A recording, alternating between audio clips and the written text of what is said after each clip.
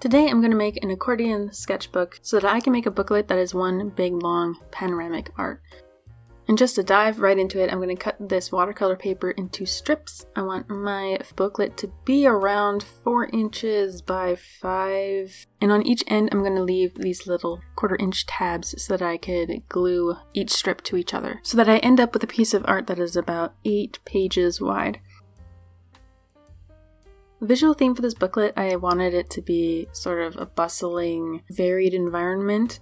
I wanted it to scroll through different sorts of places. I wanted it to look normal, but kind of like a more sinister, anxious version of normal. It's like my art, I tend to just follow the inspiration of just regular, mundane stuff.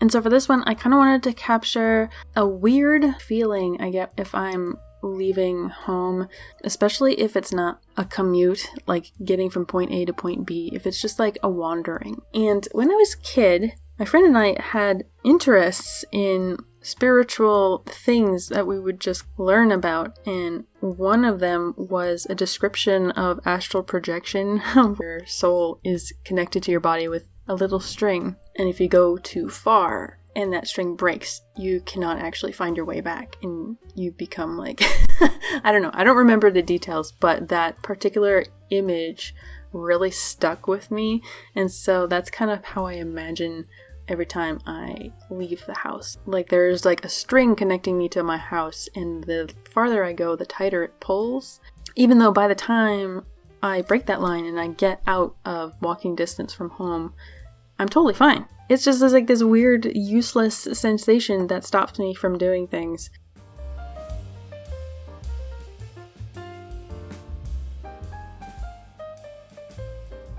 I'm in an awkward stage here where I'm just kind of laying down some colors. I just kind of wish that I had some idea of where to go from here. Like, where is this going? How am I going to make all this connected?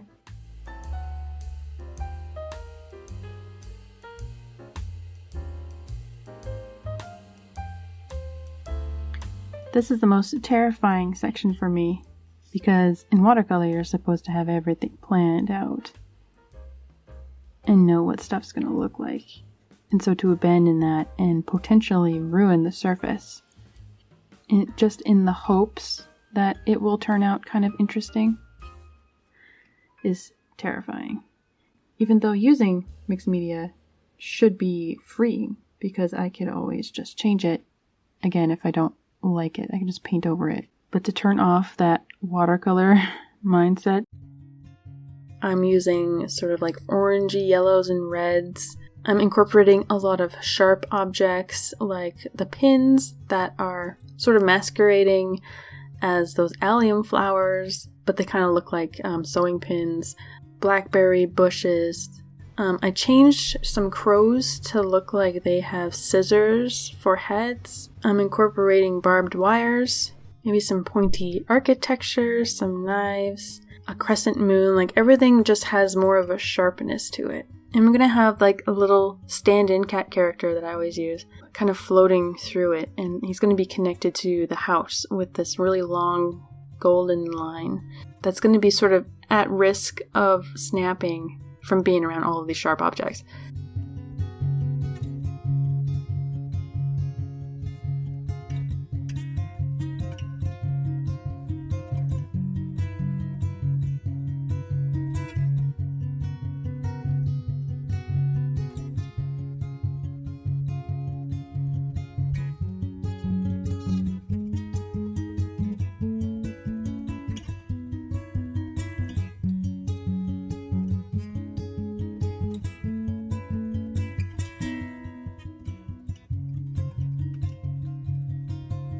I wanted it to have a heavy mixed media element to it, although I'm so comfortable with watercolor that I found it really hard to work and consistently stay focused, because I didn't really know how it was going to look, because I know that the nature of mixed media is it's a little impulsive in my experience.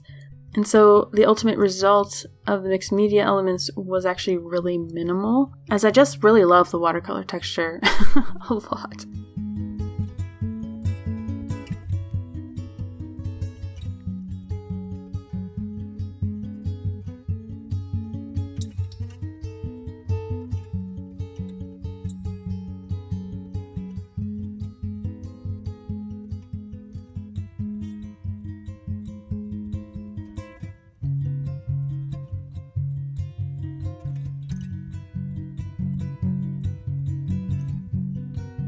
The final frame of this booklet is where the character emerges from the big, scary, nerve-wracking city out into this darkened sort of prairie environment in the night sky, and it looks very peaceful. And it makes me anxious because that is where I feel the most farthest away from home. Like, I could never get back at this point. I don't know. I just know that someone's going to look at that and think, oh, now he's made it through and he's in this wonderful state of peace and harmony. And in my mind, I'm just like, I would be at level 10 terrified in a place like that. I don't want to go out into space. I don't want to be out in the ocean. I just want my mountains, my security blanket.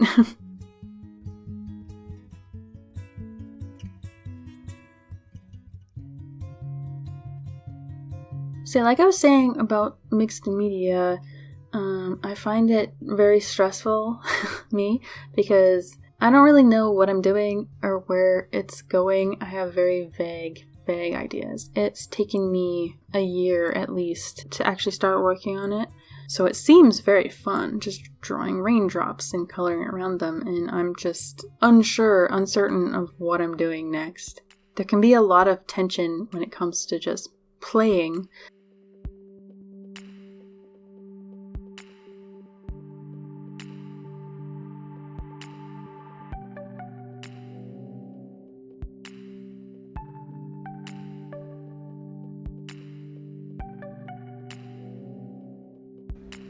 This is a very annoying format to work in.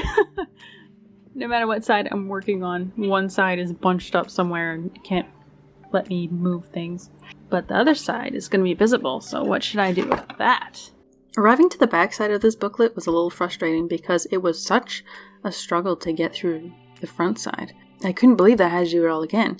So the back is slightly fewer pages because of the way it's going to be glued onto the covers. I think my original idea for this was that the scene would extend the whole entire way around and that the character would be on the back side, but I didn't like the idea. I wanted it to be kind of complete on the front.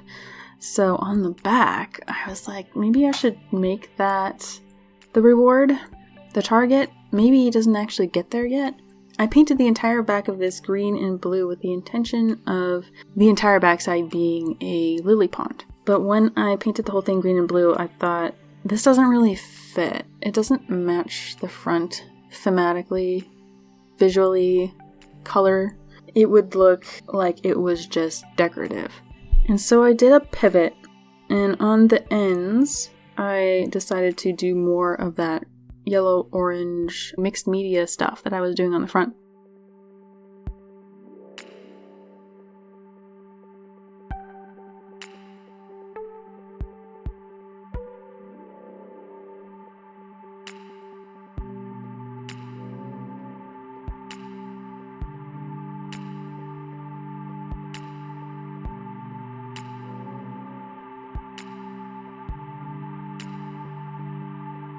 And I started doing like this sort of paranoid eyeball pattern, which is really cliche. Everyone does it. In fact, I have been listening to A Wall of Eyes, and so I think the color combinations accidentally look very, very much like the album art.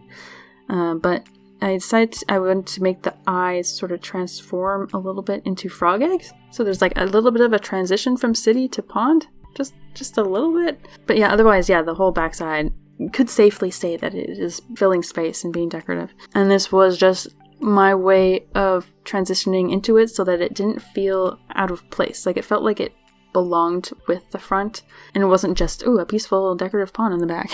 You know what I mean?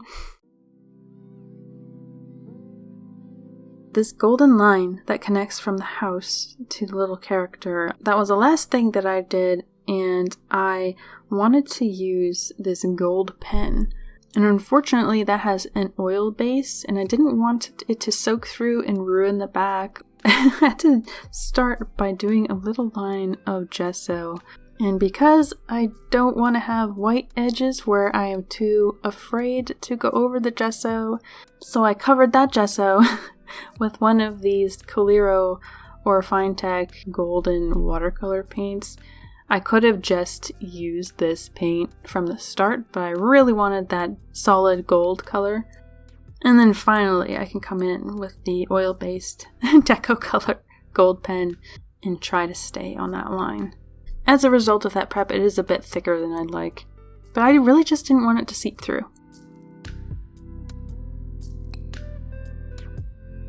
Now it's time to turn this into a book. I measured out 2 pieces of book board here. I scanned the book and I printed out some covers, and I'm going to glue those covers around my book board here.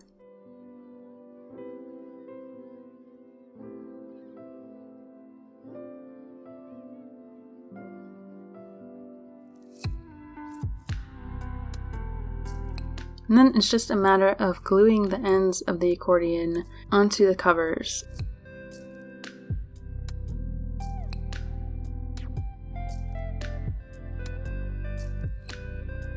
And look how cute it is.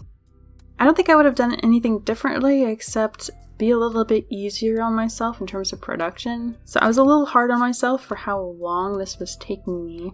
Even though it is the equivalent of like 3.5 8x10 paintings. And on top of that, I wanted to turn it into a casual little animation. Casual because there's only 10 frames of animation. That was my personal limit for this week.